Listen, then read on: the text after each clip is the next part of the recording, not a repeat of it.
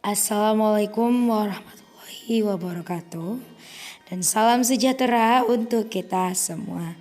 Ini adalah pelajaran administrasi infrastruktur pada jaringan minggu keempat, pertemuan kelima. Nah, apa kabar anak-anak ibu semua? Semoga kalian dalam keadaan sehat walafiat. Nah, di video kali ini kita akan memperpanjang lagi tentang materi routing statis.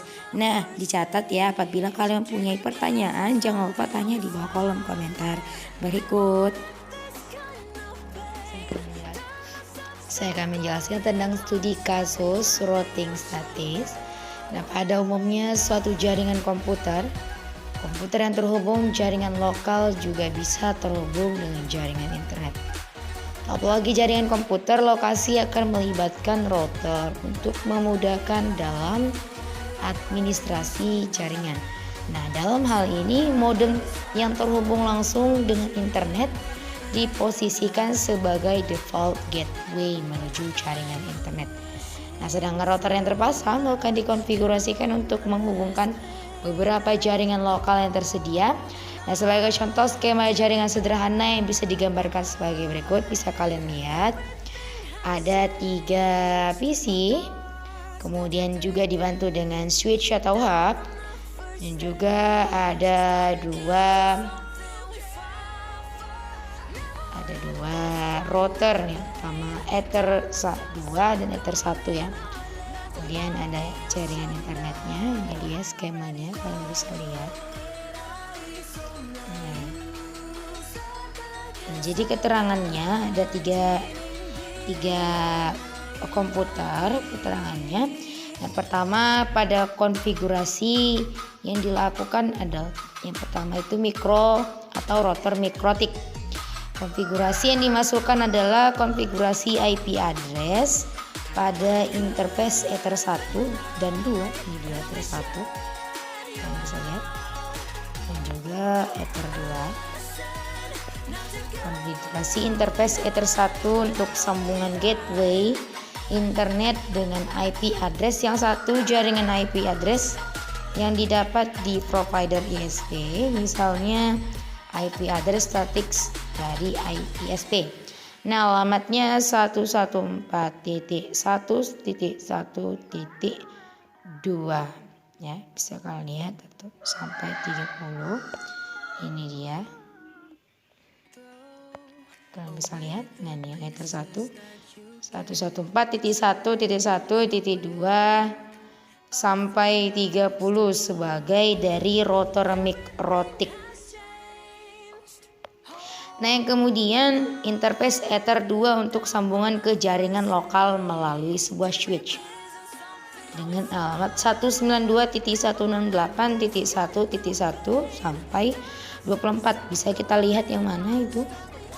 Ini dia. Ya, di 1.24.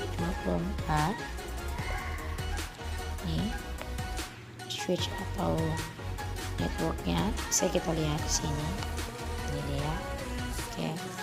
Nah, kemudian sambungan ke jaringan lokal menuju switch yang tadinya alamat tadi bentuknya atau seperti inilah tampilan dari konfigurasi router mikrotik ini ya. Kalian bisa pahami, udah ada keterangannya, ada address, network, dan interface. Yang Ether 1 mana, yang Ether 2 nya juga mana. Kemudian masuk di konfigurasi default gateway. Nah, setelah mengkonfigurasi IP address pada dua interface Ether 1 dan Ether 2, maka konfigurasi routing yang perlu dimasukkan adalah default gateway sehingga komputer yang terhubung dengan jaringan lokal dapat terhubung dengan jaringan internet. Seperti ini dia konfigurasi dari default gateway. Ini susah mereka, kembali lagi. Default gateway ini dia. Ya. Nih, kalian bisa lihat.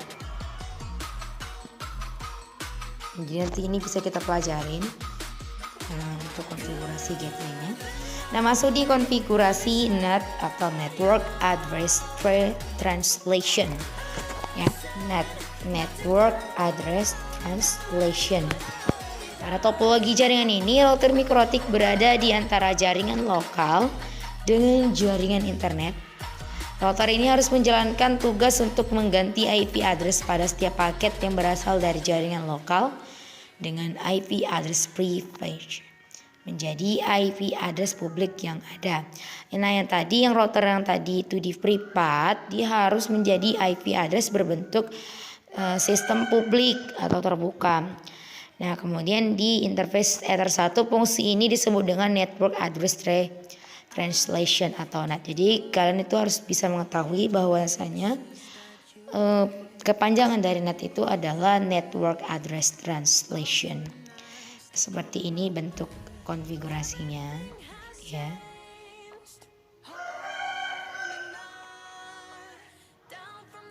Dan selanjutnya pada opsi atau pilihan out interface Ether 1